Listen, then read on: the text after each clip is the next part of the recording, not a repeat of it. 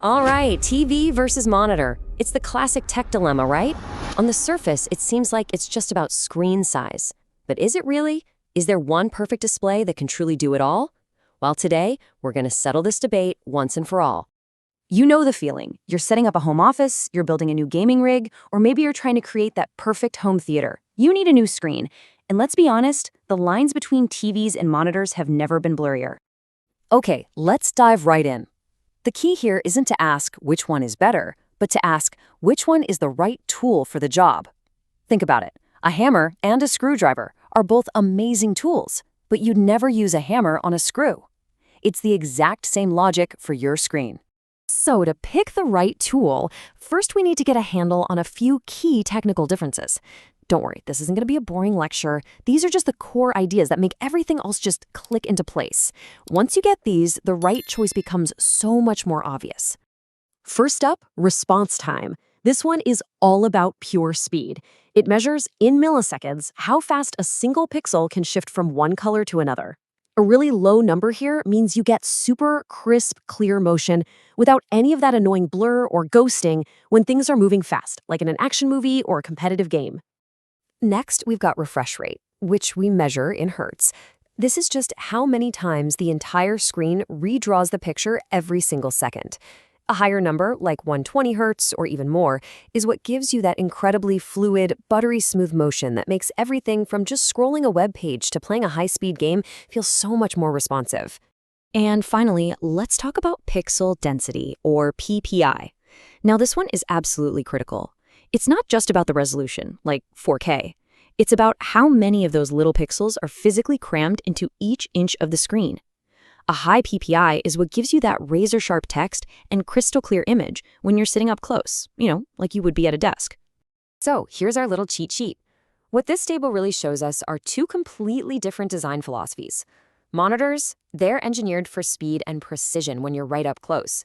TVs, on the other hand, are built for that big, cinematic impact from across the room. And this one fundamental difference really dictates everything else. With that foundation, let's hold our first job audition. First up to the interview is the professional. This is for anyone out there working from home, editing documents, writing code, or doing any kind of detail-oriented task for hours and hours on end. So what does a pro really need? Well, above all else, they need text that isn't going to cause eye strain after 8 hours of staring at it. They need comfort, the ability to multitask across a couple of screens, and a setup that cuts down on distractions, like annoying glare. These are the absolute non-negotiables. So how do they stack up for the job? Well, it's a clean sweep. The monitor's high pixel density makes text sharp and so much easier to read. Its design, with ergonomic stands and anti-glare screens, is literally built for long work sessions. And for multitasking, monitors are designed from the ground up to work together seamlessly. A TV? Well, it just isn't built for this kind of focused, up-close work. The final verdict here is just crystal clear. When it comes to getting work done, there is no debate. The monitor is the right tool for the job, hands down. It's not just a purchase, it's an investment in your health and in the quality of your work. Okay, let's move on to our next job applicant, the gamer.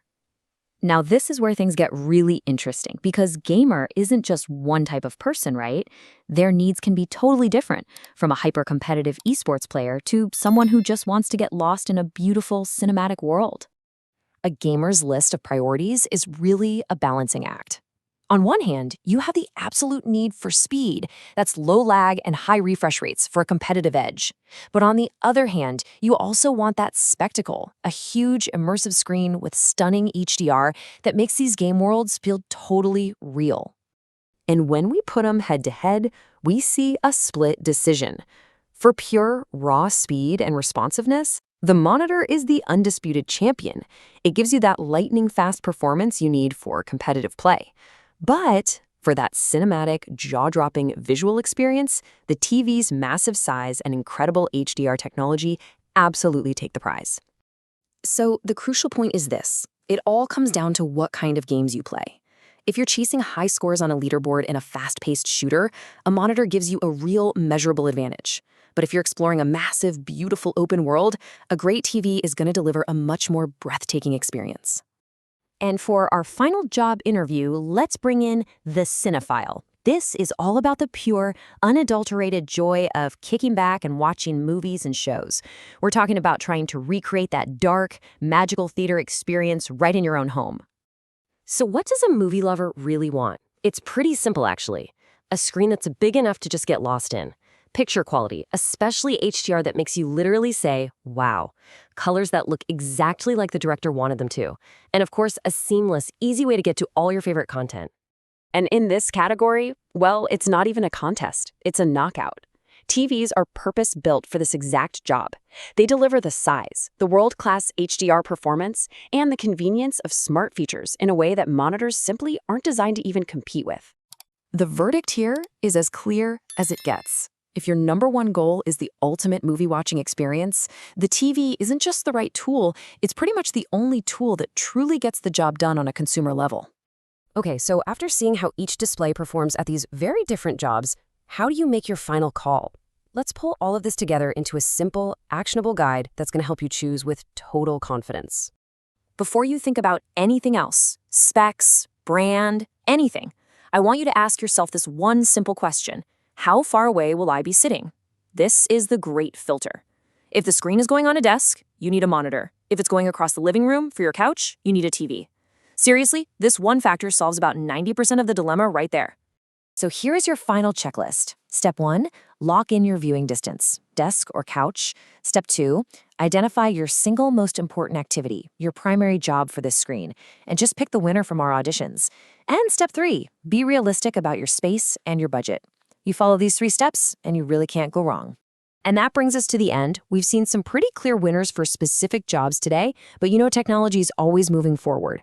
With awesome new OLED monitors and super gaming-focused TVs, those lines are blurring more every day. It leaves us with a final, interesting thought. Will we always have to choose between these two distinct tools, or is the ultimate all-in-one display just around the corner?